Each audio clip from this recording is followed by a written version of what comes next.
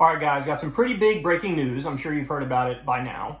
But Trump went to Truth Social and he basically said that I'm going to be arrested on Tuesday. So let me give you the exact quote.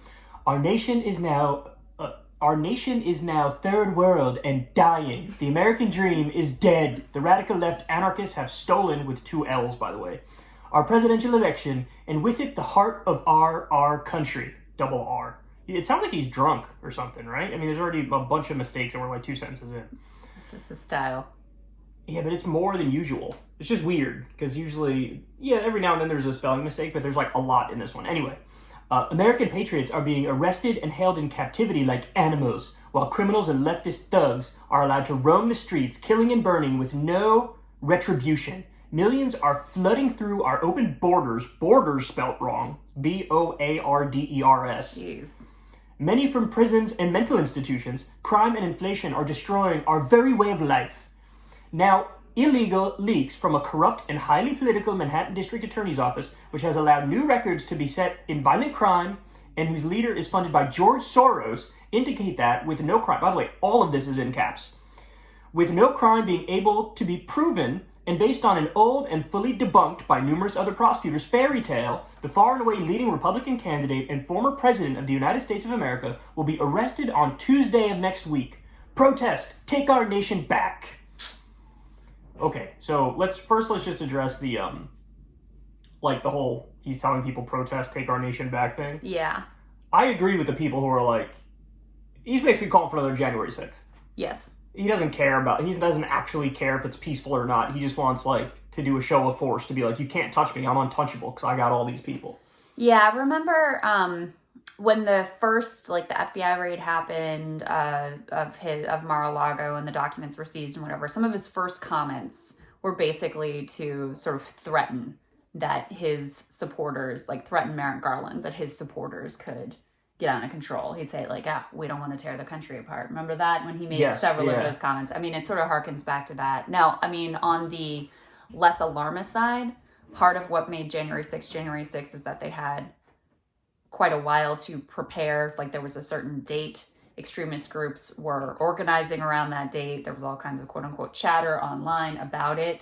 There's no sign that there's any of that for, this Tuesday. And this is obviously very last minute to get a similar insurrection riot level together.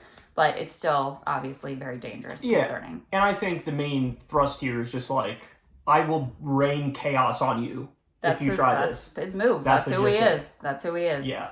So that's that part. Now, the other thing is, the articles you read and the articles I read actually indicate that there's nothing public yet that he actually will be arrested Tuesday, that he probably will be arrested, but whether or not it's Tuesday is an open question. Do you think it actually will be Tuesday, or what do you think's going on with that? He had to hear something from a back channel, right? Isn't that your understanding? I don't know. There was an NBC News report that he could be indicted as soon as this week. And he refers in this to illegal leaks, which would indicate he's basing this off of the news report, the leaks to NBC News, I think was the outlet that got the leak.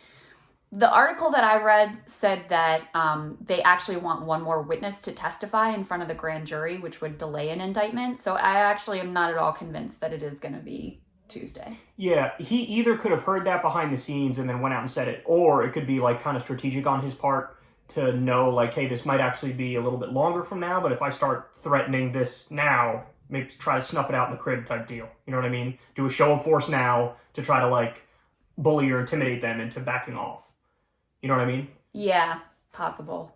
I mean, it's either he heard it or it's that, right? Yeah. It's got to be one or the other, I would imagine. Yeah. All right, so now let's touch on exactly what it is that he's going to be arrested for, because this is the part, we discussed this previously when we learned that it's inevitable that he is going to be indicted, and we discussed the charges at the time.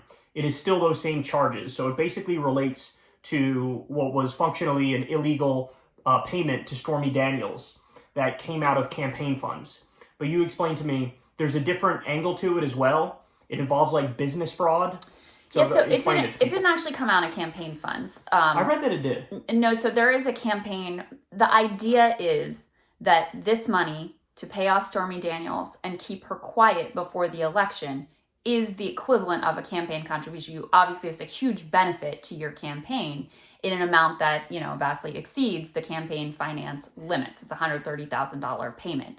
So the two charges, like compounding charges here, the idea is they paid the money and they recorded it as like a legal expense to Michael Cohen. Well, it wasn't really a legal expense. It was telling hush Cohen, money. Go take this and pay Stormy Right. Daniels, which he did, by the way, which and he he's did. on the record about it. Correct. And so that would be a business fraud, and that would be a misdemeanor.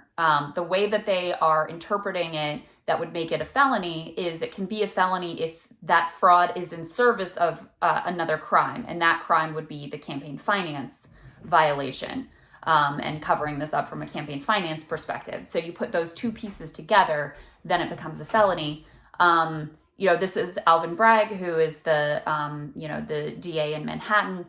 It had seemed for a while like this case was basically dead. So it was sort of surprising when this came back to the fore and is about to be his first indictment of potentially other ones coming down the line here.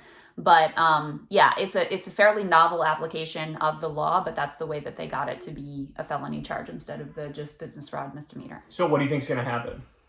Do you think he gets arrested? Obviously, he's going to be let out on bail. Yeah. Right. And then what happens? I mean, I guess I'll start with this. Do you think he's going to go to jail for real?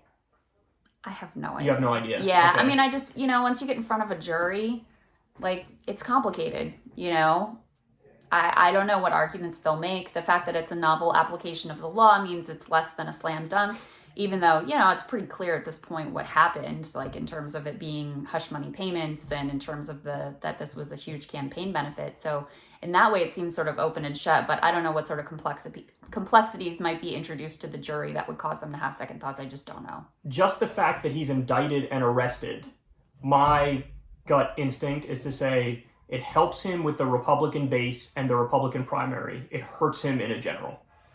Agree. That's your reading of it too? Agree. Because I saw there were a bunch of people, and I'm going to talk about this in the next show I do, but a bunch of people have the hot take of like, no, it doesn't just help him in the Republican primary. Now he's going to win the general in a landslide victory. And I think that's idiotic. They have nothing to base that off of. Nothing at all. I'm more inclined to say helps him in the Republican primary. It creates a very difficult situation for Ron DeSantis because what's he going to say it now? He kind of has to defend Trump on this thing, even though I'm sure he doesn't want to.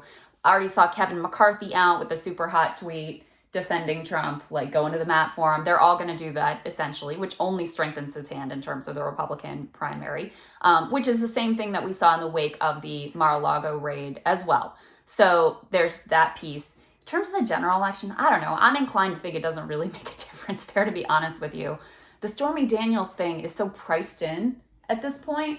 It is a little unfortunate that, in my opinion, that this is the first indictment to come down because he's committed all the stuff around the fake electors scheme and January 6th and actually trying to steal the election. That stuff is in worse. My opinion, is way worse. It's what people are much more focused on at this point. And so I do sort of wish in an ideal world it would have been those pieces that he was indicted for. They first. Still may come though. You know what I mean? That's the thing. So I agree with you. I just, how these things are.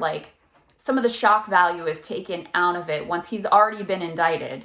And it's like, oh, well, now we've got more indictments. I don't know if it takes some of the shock value out of those, subsequent January 6th related potential indictments. Maybe. I guess I think the big moment would be is he going to get jail time? Mm-hmm. And if the answer is yes to that, it's like, whoa. You know what I mean? That's a whole new ball game. Yeah. But to your point, yes, I agree.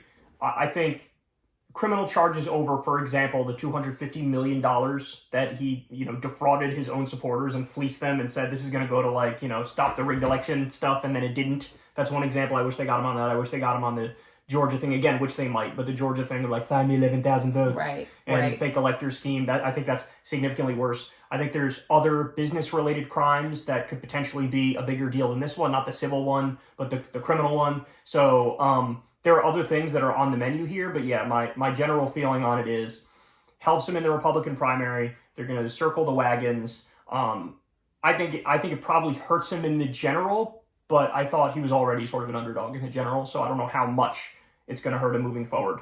But either way, it's a huge deal that we're talking about a former U.S. president who might be indicted, very, very indicted, arrested, and for people who might make the point like, oh, you know, like you're singling out him and it's unfair because it's just him that you're going after. My response to that would be, yeah, but I'm on the side of going after George W. Bush and Dick Cheney for war crimes. I'm on the side of going after all of the people who are corrupt and holding them accountable. So don't like call out the hypocrisy in service of defending Trump. You call out the fact that, okay, good, get Trump, but also get the other criminals too. Yeah. You know what I'm saying? Because people, I feel like, their brain stops working on that point and they make the wrong argument of like, let me defend Trump. And it's like, no. Go after him, but also go after the other people who are guilty of various crimes. I will also say on the campaign finance piece, it's a weird, campaign finance law is very weird because there are, you know, gigantic loopholes you could drive a Mack truck through and basically spend as much money, you know, corporate speech, etc., in our corrupt political system as you want if you do it in the correct, legally sanctioned, available loophole ways.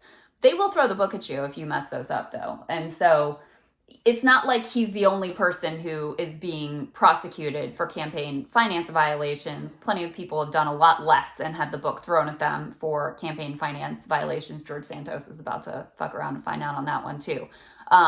So I do want to put that out there in terms of earlier I was talking about how that's a novel application of the law. That is true, putting those two pieces together. But it's not like, you know, sometimes you can have an impression anybody can just do anything in terms of campaign finance violations. But if you step on one of the landmines that do exist in the law, they will come at you and they will hit you hard. And I hope that's what happens in this case. I guess we'll find out very soon, guys.